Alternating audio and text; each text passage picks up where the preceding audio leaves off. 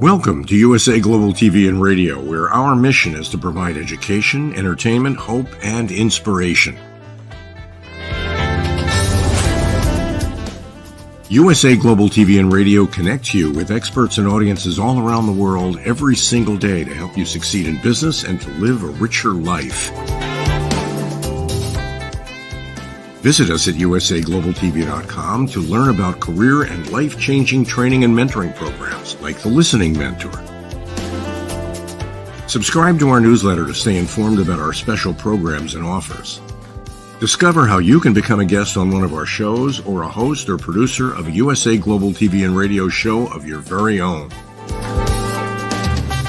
That's USA Global TV and Radio, where the doctor is always in.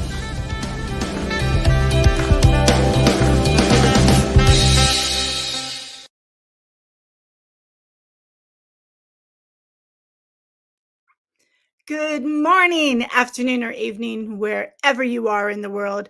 Thank you for joining us at USA Global TV and Radio.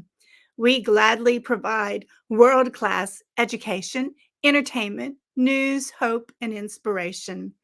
Our show today is the United Kingdom News and Culture, episode 135. I can't believe it. It's so exciting. Dr. Jacalyn, the host of the show, is out on business, but she'll be back with us very soon. Let's welcome our first team member, the incredibly talented royal photographer, co-host of the Royally Rich Lifestyle, co-host of Royal Breaking News from London. She's also a royal expert and a woman in the know, HELENA CHARD. Oh, DIANN, lovely to see you. Thank you for your wonderful introduction as always. Oh, you're so welcome. And you are a woman in the know. I tell you, you just share so much fabulous information with us. And I'm sure everyone in England just adores you. Oh, thank you for appreciating it and me. Absolutely. I can't wait to hear what all you have to share today. Let's bring out our other member from Scotland, our Scottish fabulous chef, author, speaker, sailor, and so much more, who'll be sharing with us the UK info, helping Helena, if needed, of course, but it's good to get his little take on things. And he'll be sharing with us some Scottish updates as well as Scottish history. Please welcome Simon Macdonald. It's Wednesday, yippee, we're back again. It's nice to see everybody. It's just, yeah, life's a buzz just now. And it's sunny here. I don't know about down the deep south of England, but we've got a sunny day again. It's this summer, but it's this last 10 days. It's been fabulous. Really, really good. The only time it's rained is at night. Now that's good management. That is good management because the rain just sings you to sleep. Yeah, well, here when it rains, it can be rain. Oh, serious.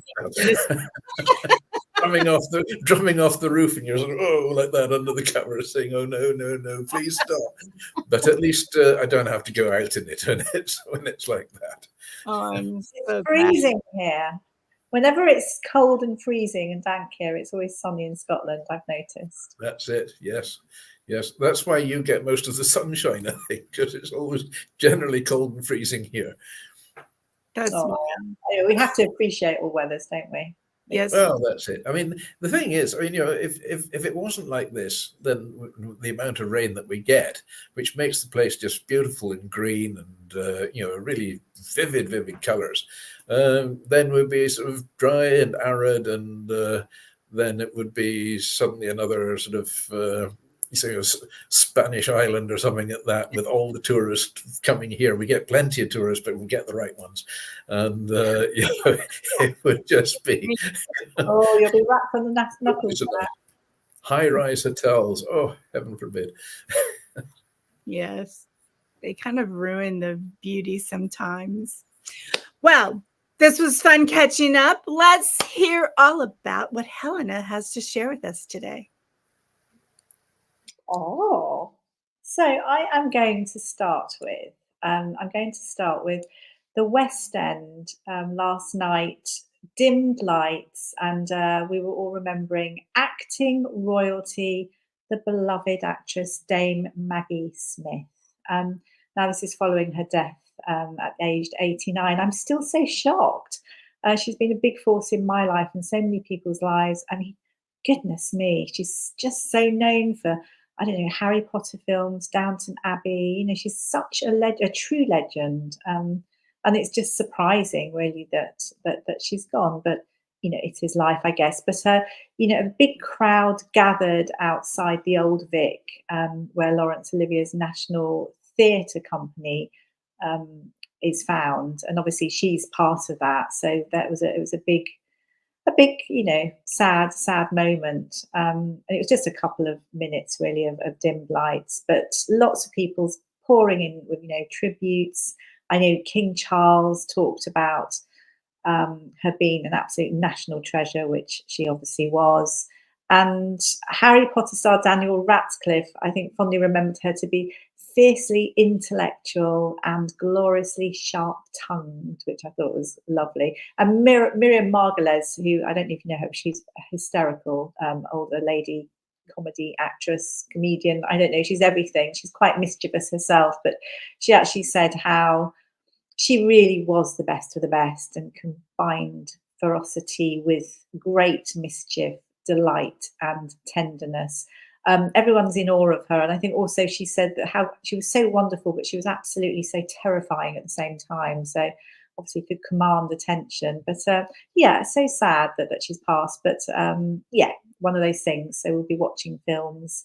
One of the greats. And moving on, a big congratulations to Princess Beatrice. Now, she is pregnant with second child with Edoardo Mapelli Mozzi. She has her 3-year-old daughter, Sienna, who's so bright blonde, her hair. I don't know whether she was blonde when she was younger, but very bright hair. And she obviously has her stepson as well, Wolfie, who's 8. But she posted this yesterday and everyone's so excited. I've got to say, it's so lovely. Anything to do with children and babies. And it's just such a lovely big hug, isn't it? It's really warm and happy. It's a new life. And it sort of brings family together. And I feel pleased for them. And also, you know, Andrew and Fergie, because it's another step forward and they can all enjoy the love. So really pleased. And I know Princess Beatrice was in New York recently, and she joined Sarah Ferguson, and she was at the event to mark Climate Week. And I think Prince Harry was there somewhere, but they didn't meet up. But they're doing lots and lots. I'm very excited for her. Can't wait to see little boy or girl. And as I mentioned, Prince Harry didn't bump into her, hasn't arranged to meet anyone at the moment. But I have to say, Prince Harry, you know, there's a lot of things that I really disapprove of that he's done, and certain things that he carried on doing, which I don't like. But credit where credit's due. I think recently, where he's sort of signed up to lots of things recently. And he's been on his own, not traveling with Meghan, which I think has been great. So whoever's been doing the PR has been doing it correctly, because I think people will, you know, they'll remember the Harry that was. I think that's what's showing at the moment, in that he's shining with some of the high-profile events, charity events that he's been at. I know the Diana Awards was actually held in New York, I think, not so long ago. And obviously this is something that he said, that we need to listen to young people. And this is really his mother's sentiments. And I think he carries on the legacy there. The Diana Awards were founded in belief that young people have the power to change the world. And it's the 25th anniversary of this. So really fabulous. And obviously people win. I say win, they're given certificates, but they're you know, spoken about. They receive honours because they're making a difference to the lives of others. So that's where Prince Harry shines. You know, obviously he's got Invictus Games, but when he's worked with children, he really does, you know, add something to the event. It's something very important to him. He relates to children, again, very much like how the late Princess Diana was. So really pleased to see that, and hopefully there's not going to be any silliness going on, and that he carries on, you know, giving hope and putting other people on a platform, which is really what it's about, not himself, giving out awards to other people for their good work. So that's really, really good. They didn't. The King didn't meet with Prince Harry. Again, it was also that he's in Scotland, and I think really, you know, it's one of those logistics situations. He was in London briefly, but he then, I think he's in Centre Bali. He still is in South Africa for his another charity that he does really well with there. But we saw him on TV, a great event again with for young children at the Well Child National UK Awards. Which interestingly, they were told not to share the location of where he would be. So that was that was held until the last minute because he's worried about his security, etc. But there's other events as well, and I think from a charitable point of view, that has gone very well. I know that he did some kind of spooky TV thing in the States. I wasn't too sure about that, but anyway, that's that. So yes, credit where credit's due. And moving on to the lovely Princess of Wales, as always, really good to see her doing so well. As we mentioned, I think last week, we saw her at Crathy Kirk Church in Aberdeen with the King and Queen and Prince William. And obviously her going out of her way to be with the King and Queen, which shows that she's doing well. But also recently she made a surprise trip to the English National Ballet, and that was at Sadler's Wells.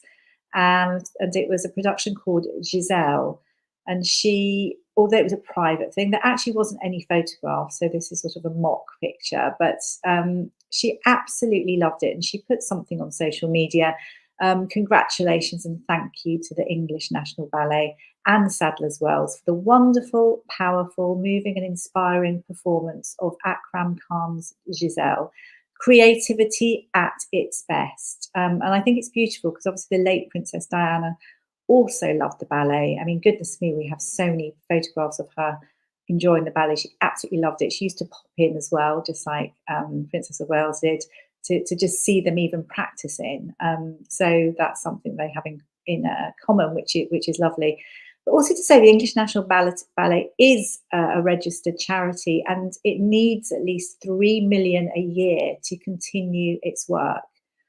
So obviously support is vital in enabling them to sort of take ballet to the widest possible audience. So, and it's a really, really great establishment. So anybody donating, I think you can donate online to the Future Fund appeal. A really very, very beautiful. I mean, I love the ballet, so it's lovely. I always wonder sometimes, you know, without funding, things which are so wonderful can just disappear.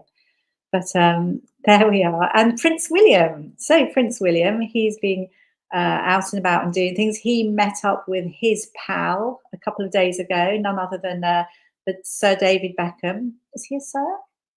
Or is he wanting to be a sir?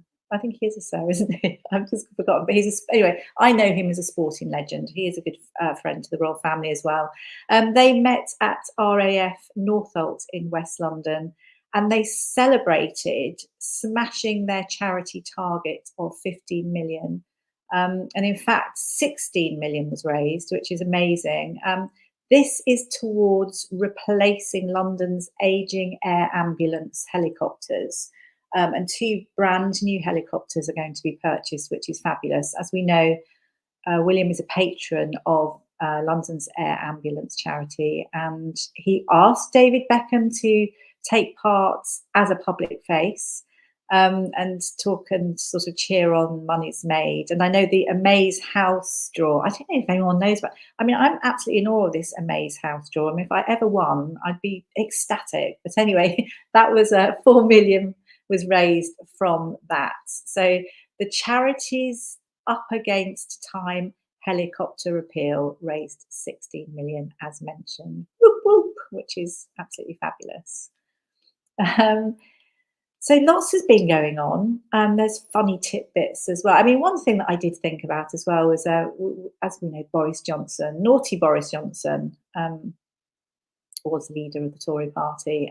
But he has claimed recently in a book that he's bringing out on the 10th of October, which is called Unleashed.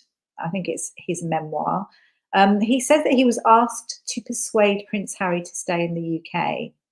It was like he was asked to give him a manly pep talk to convince him to not make the mistake and leave Britain.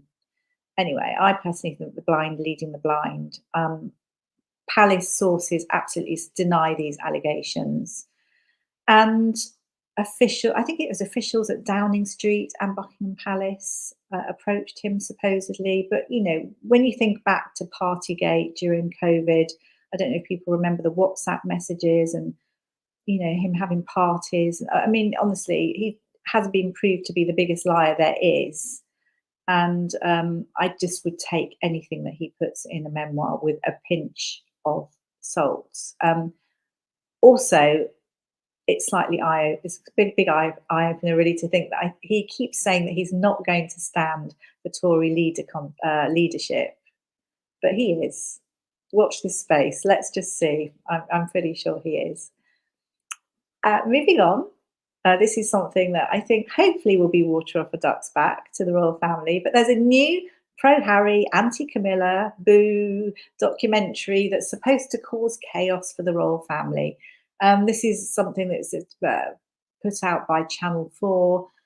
It's not anything I think that Prince Harry and Meghan have put anything towards. It's bits taken out of the memoir Spare.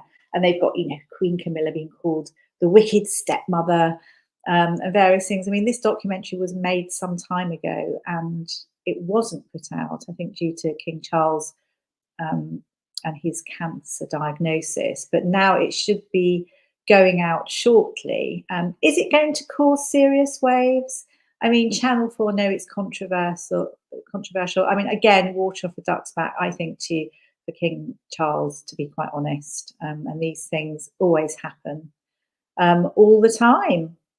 I think I'm going to end shortly on. We've heard King Charles reflecting on his mother's final days in Balmoral in Scotland as a uniquely special place for the royal family in total. And without talking so much about it, I mean, obviously it's beautiful and it's a lovely thing to remember the late Queen Elizabeth II, but also his comments were made in a speech it was to do with the 25 years of the Scottish Parliament that he attended. And so he was speaking on a personal perspective. It's always been a special place to him. And obviously, I think they all treasure time at Balmoral. And something as well that made me, it's something that's actually just been released, I believe, which is an announcement that the estate is now putting on an evening at Balmoral. This will cost £250 per person, UK sterling, and it welcomes guests for a 7-course meal. Now, it's an exclusive tour, so you actually see the residence, and there's 7 rooms, and I think the 7 dishes are inspired by each room. The dates are in November and December, and it's a special curated experience, which I think actually is really quite exciting. One of the dishes includes Hunting Stewart treacle tart with homemade trifle. Guests also get to enjoy herb-crusted Balmoral estate venison loin, local cheeses, and Balmoral whiskey. And I'm sure Simon knows a bit or two about that whiskey. But anyway, would you pay £250 to enjoy this special evening? I actually would. I think it's lovely. And I think more and more of these things should be put out because there's quite a few royal residences that I think people would love to see. There we go. I think I shall stop now. I hope you have learned a little bit. Absolutely. And yes, I would pay the money to go do that. Yeah. I just thought it's funny because I just saw it as I was coming on. It suddenly sort of came up, and I thought, okay, because we've had the afternoon tea and various tickets and the tour previously, which is at £100 and £150. So this is more, but it was a 7-course meal. I mean, I don't know whether you get a drink with each course. That would be nice, just as certain drinks or sweet wines or things that go with the meals. But lovely. I mean, beautiful.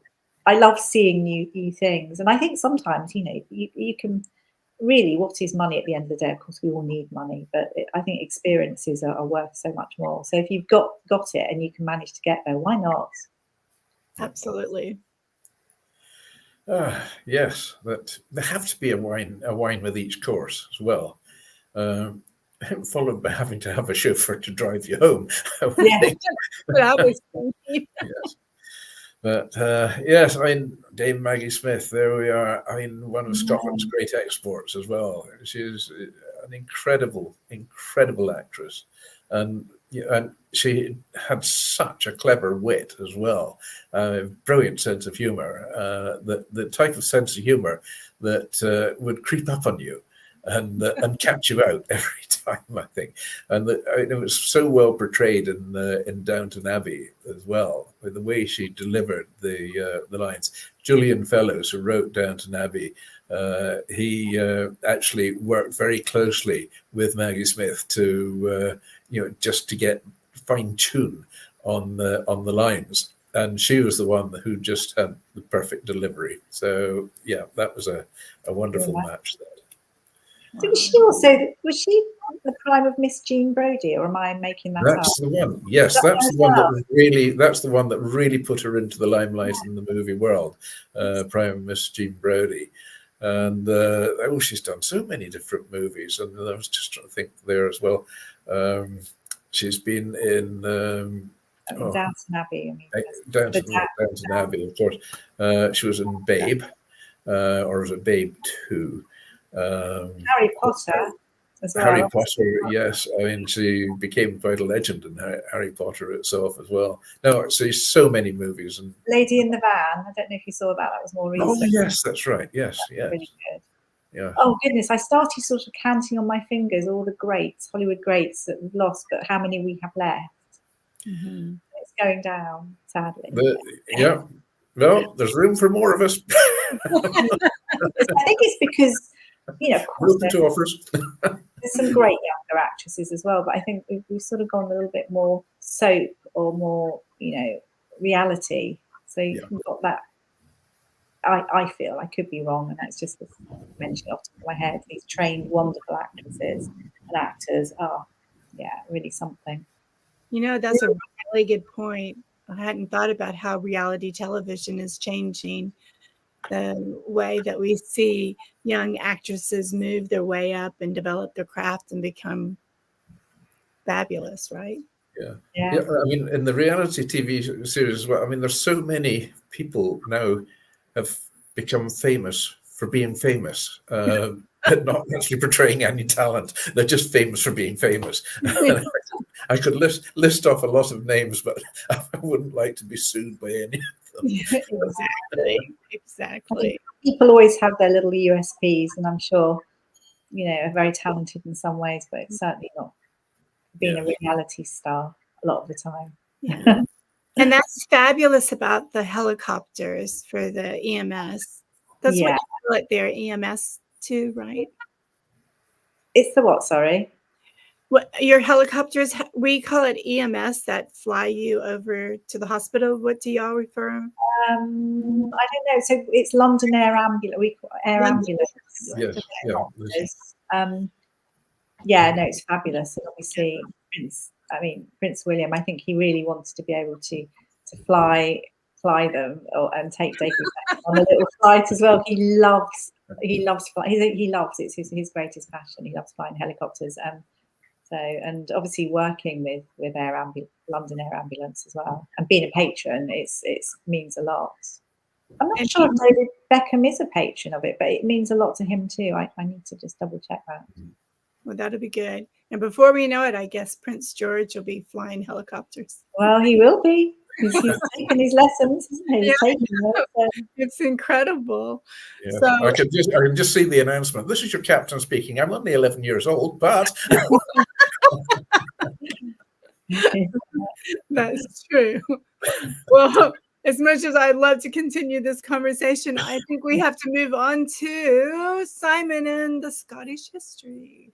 yes, well, here we are. I'm going to rub it in. Here we are in a nice sunny Scotland today.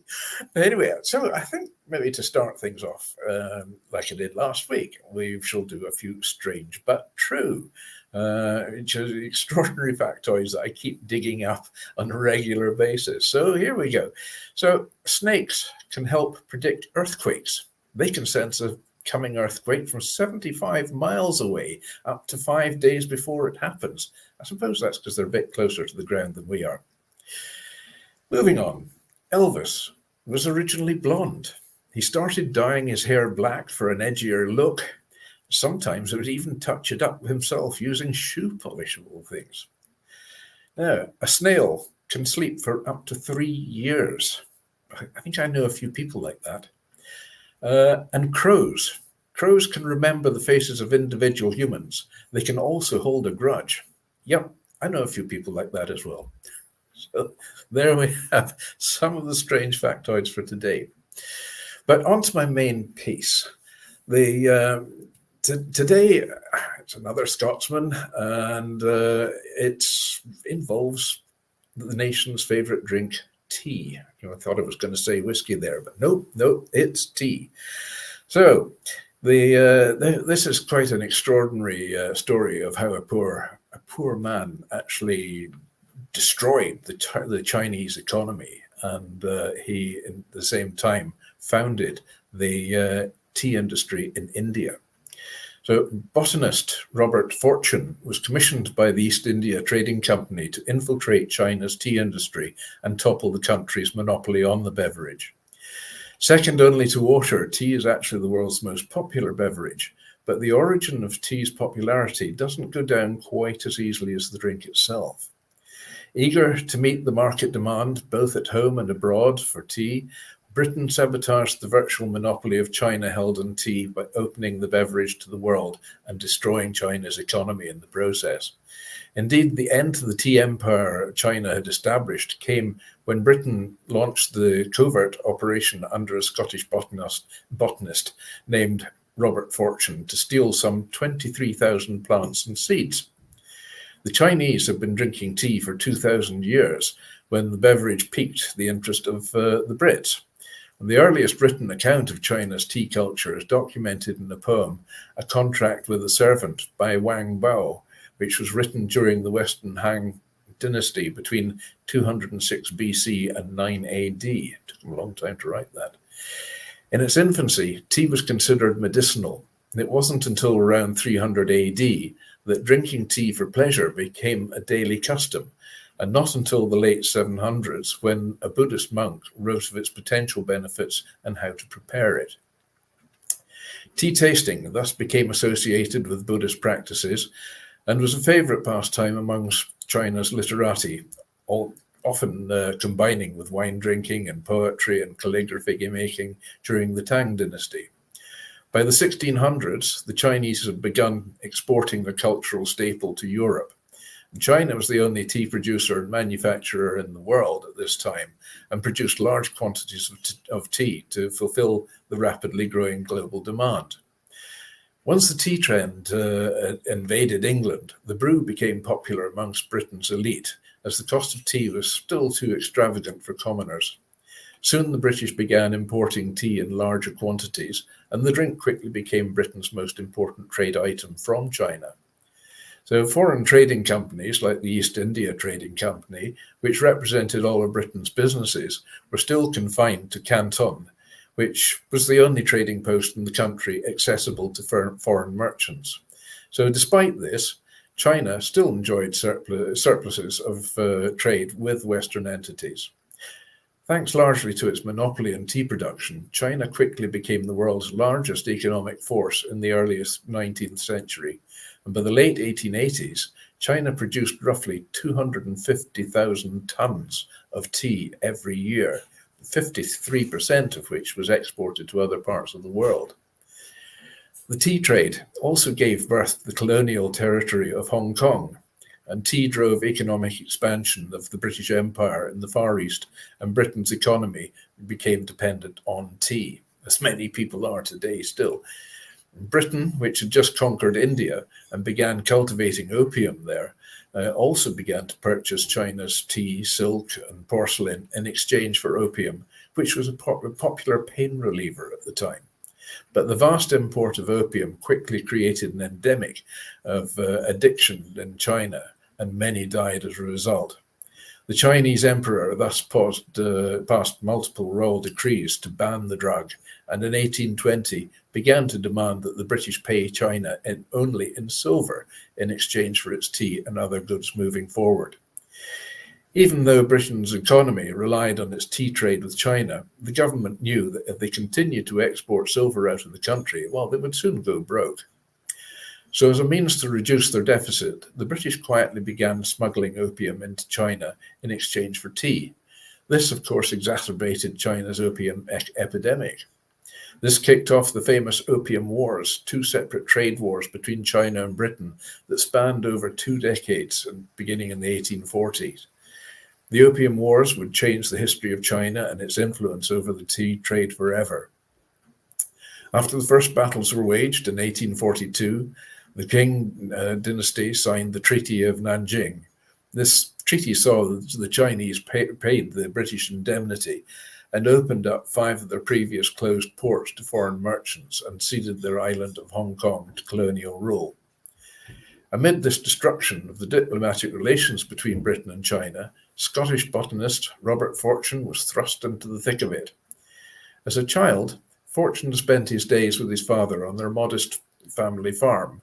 And coming from a poor family, Fortune attained most of his botanical knowledge through practical education instead of formal schooling.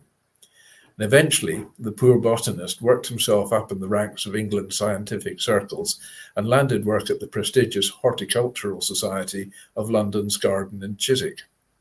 In 1842, Fortune was commissioned by the Royal Horticultural Society to undertake a 3-year plant collecting expedition in China. On his trip, Fortune encountered China's beautiful flora and the tea gardens, but he also weathered sickness and repeat attacks from pirates and bandits as well.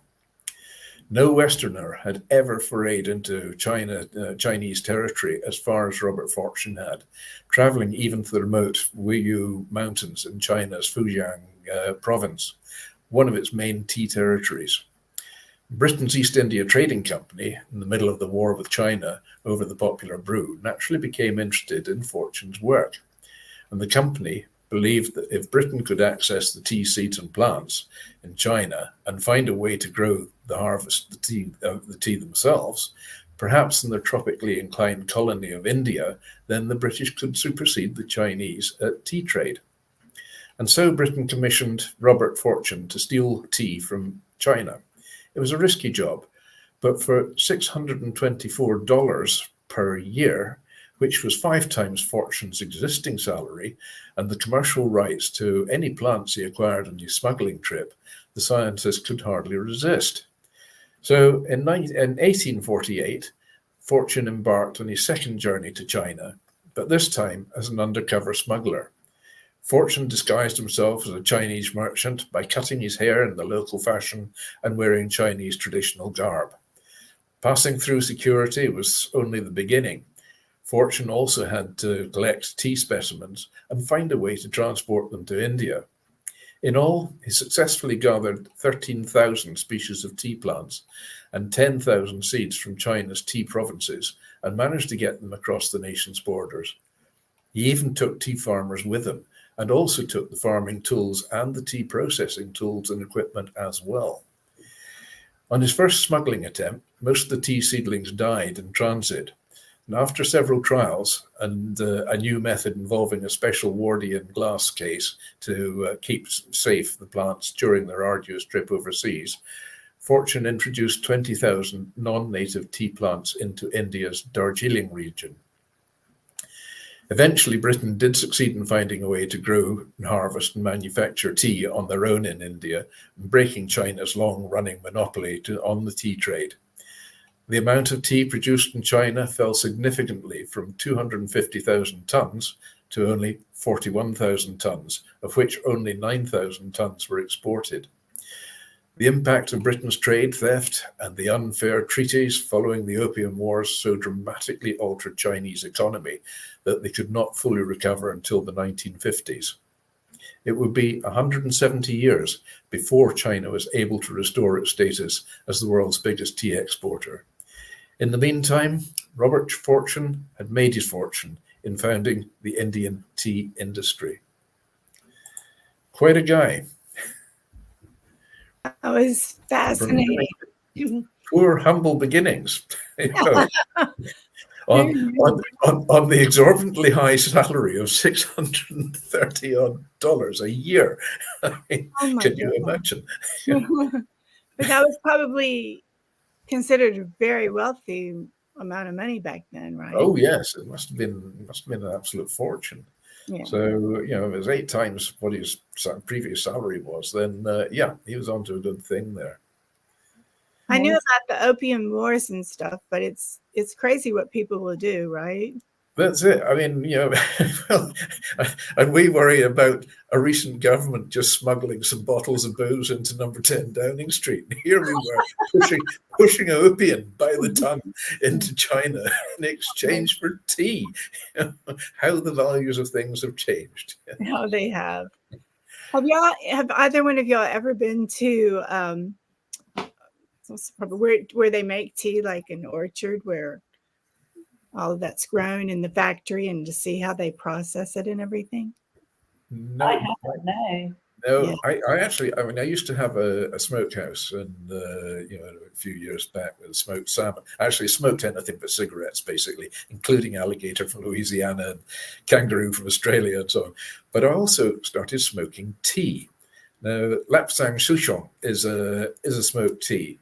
But I decided to put a Scottish slant to this, and worked closely with a tea expert in Edinburgh, and we came up with a tea that would be workable with smoke. And so I used a combination of oak smoke and the smoke from heather off the Scottish mountains, and the heather gave quite a sharp taste, which complemented things with the tea, and it was absolutely delicious. So there we are. So it was the world's second smoked tea came Well, that is so clever. At so first, so I sort of raised my cup of tea and nearly spilt it. As we know as well, it's so good for you, isn't it? I mean, it contains antioxidants and it boosts your overall health. So. That's right. And there's so many different types now as well. I mean, all the the trendy ones made with berries and so on. There's green tea, you name it. You know, right. It's all different teas. But if y'all ever get a chance, excuse me, I have a little cold. If y'all ever get a chance to go to a factory and see how it works and how there's different levels of tea, it's just fascinating. I saw it in Sri Lanka at a place there, and walked around the orchards and everything. And then I was so shocked at the lowest level tea, what might be left in it. And then you work up to the highest, and it was fascinating. I keep doing this because this machine shakes it all out. Yeah, Sri Lanka. There you are. You've just triggered another thing in my aging mind. That is another Scottish story, which I will relate another time as well. The Sri Lankan story. We will look forward to it, and I think Helen and I want to try some of that. Some of your cooking with some tea with it. What do you think, Helena? Oh yeah, absolutely, absolutely. And don't forget afternoon tea. Oh, that's right. Afternoon tea. You know? I know it's not just tea, but that was obviously sort of introduced in the mid-19th century. You know, you probably know Anna the Seventh, Duchess of Bedford, and that's quite an interesting concept, really. It's because they realised that they were really hungry. So it was about 1840, wasn't it? So around 4 o'clock, everyone would get hungry. In fact, people would just collapse. So that's when it was introduced.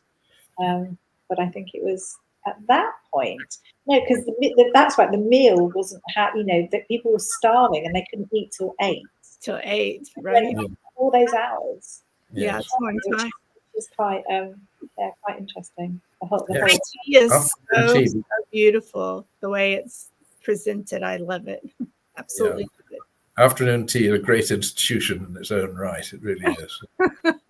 I love high tea so much that when my son was engaged, I threw his bride to be a high tea for all her friends. How about that? Oh, that's so nice. I found a place in DC that does a proper British tea.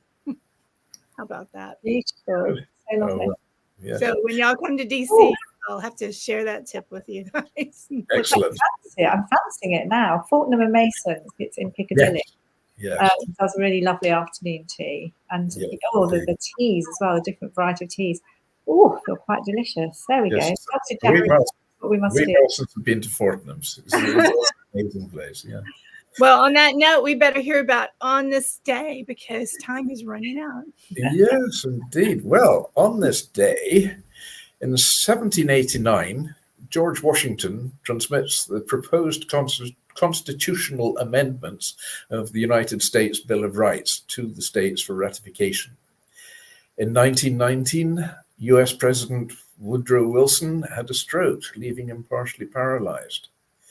2018, the Queen's Window with stained glass, designed by David Hockney, celebrating the reign of Queen Elizabeth II, is consecrated at Westminster Abbey. Birthdays today.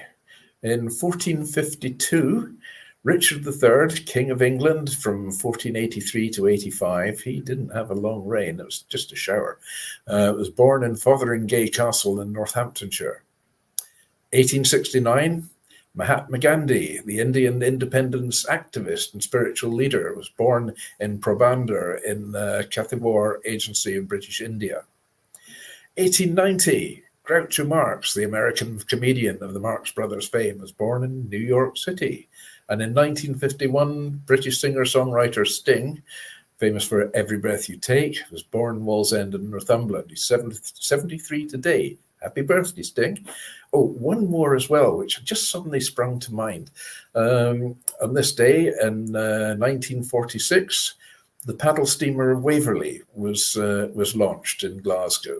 And paddle steamer Waverley, she's just been in London recently as well. I don't know if you saw her, Helena, but she is the last seagoing paddle steamer in the world. She's a magnificent old lady, and I have had the privilege of having her command for 3 months. Deaths today. Now, here we go. 1803, Samuel Adams, the American revolutionary for the Boston Tea Party on the subject of tea, and politician and lieutenant governor of Massachusetts from 1789 to 94, dies at the age of 81. Then still on the topic of tea, 1931, Thomas Lipton, Scottish yachtsman, 5 times America's Cup challenger, and tea baron of Lipton's tea fame, dies also aged 81. Then in 1985, Rock Hudson, the American actor, famous for lots of movies. The one that really springs to mind with me is Ice Station Zebra. That was fantastic. And Pillow Talk as well. He died of AIDS-related complications at the age of 59. So there we have On This Day, today. Oh, that was fascinating. So interesting. And Helena, do you have anything to add or comments about that? Any of it, including the tea? There's lots of little tidbits. I have to say, I did attend the David Hockney an exhibition where I saw that the Queen's Window, that was made today. It was today, on this day, wasn't it? Yes, yes. Which was interesting. Yeah, it was really beautiful. Lovely, lovely exhibition in King's Cross. And I really love I did know this, but it reminded me also snakes as well. I know this was going back a little bit, how they can detect earthquakes. So clever, isn't it? Yes. So fascinating. It's extraordinary. I mean, up to 75 miles away. Yeah, It's extraordinary. It really is. I mean, I don't know whether it's a sort of, psychological thing, they just get this sort of feeling in the mind, predicting it. I don't know. Maybe all snakes should become clairvoyants. I wonder if geologists have an app going, what snake is thinking today? Yes, yeah. I mean, it's a question I've always asked myself. Why do clairvoyants and psychics always have to ask your name? Oh, that's funny. That's really good. Speaking of, do you have anyone want to share their thoughts for the day as we close out? I do have one, yes. Looking at the state of the world just now, we have this conflict in the Middle East, which is looks at getting a bit out of hand. All I can say is, when the power of love overcomes the love of power, only then will the world know the power of peace. That's beautiful. Absolutely beautiful. Actually, something, it's not following on necessarily, but there was a wonderful documentary that was on last night, and it was about a lovely lady called HELENA, and she formed a breast cancer awareness charity called Copperfield. She's died recently at the age of 38, but she lived with cancer for 15 years, and it was just amazing to watch. It was called Dying to Live, and she even had a, what do they call it, a funeral. But anyway, one of the things that she said when she was doing a speech at her funeral, even though she was alive, was love deeply and make every minute count. Well, that's so simple, but just really lovely. Absolutely beautiful. And that note, you guys, thank you for another wonderful week. We could not have this show without you. Obviously, you enrich our lives very much, and y'all's thoughts for the days are so powerful. And I know we all pray for the world to have peace and love. So on that note, I guess we will close out the show. Please stay tuned for the Anne Scotland show, the podcast Maestro. Launch it. Be sure to tune in for our new shows, The Next Level Coaching with Robert J. Moore, followed by Intentional Productivity Tips with Megan Sandwick. Also, we have the Royal Breaking News, which will be later today, and the Scottish Connection with Simon Macdonald. Wherever you are in the world, I hope your day is filled with peace and love. Bye now.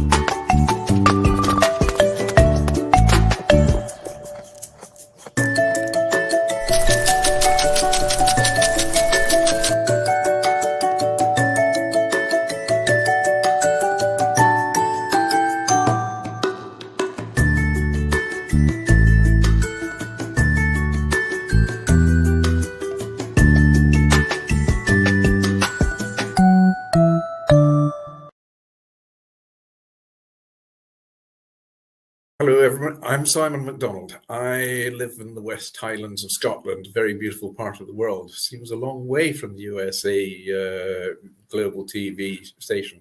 But remember, USA Global TV is worldwide. It's a fantastic platform. And every Wednesday, I come along here as part of the show of the United Kingdom, News and Culture. And it's just like a family reunion each time. It's one of these amazing stations that has such a beautiful, friendly, and intelligent atmosphere as well. And we reach out to an audience in the most unimaginable places. And I came here, I don't know, must be over a year ago now. I was introduced by Dr. Philip Chan, And I met Ian Plum-Turner and Helena CHARD, who are co-presenters on the show. And then DIANN FLOYD BOEHM came along as well. And I mean, the five of us, Dr. Jacalyn, of course, who is our host and our mentor, has just made this show work so well. Tremendous people, lovely time we have, and we impart a lot of information, a lot of knowledge. Nothing's rehearsed; it's all done off the cuff, and it all just gels. And we get great feedback from people coming back and saying how they're enjoying the show. It's lovely to hear, and it's lovely to get that interaction from outside as well. And we're all listeners, and some of us are elevated listeners as well. So we enjoy every second of it, and we hope you do too.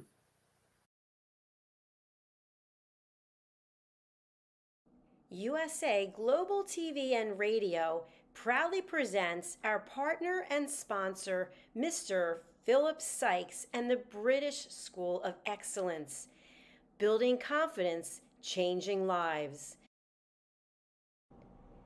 And now, proudly presenting the Polished Professional.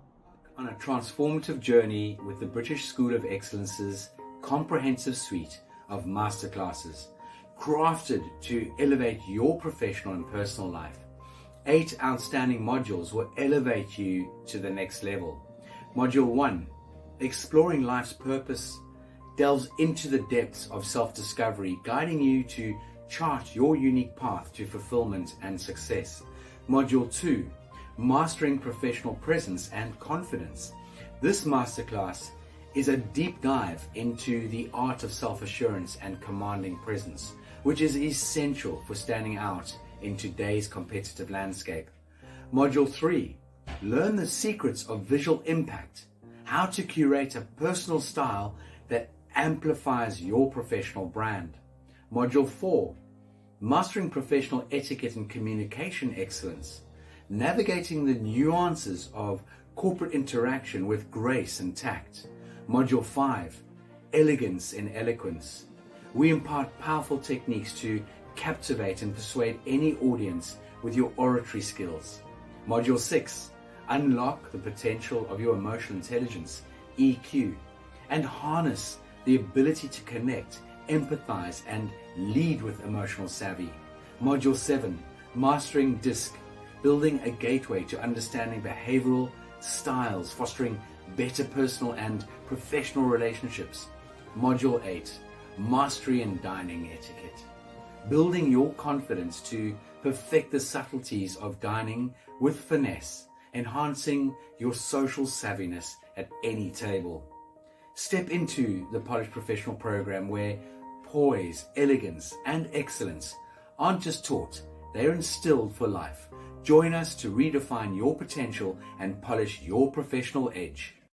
To learn more, go to thebritishschoolofexcellence.com. The British School of Excellence are investors in people. Let us invest in you.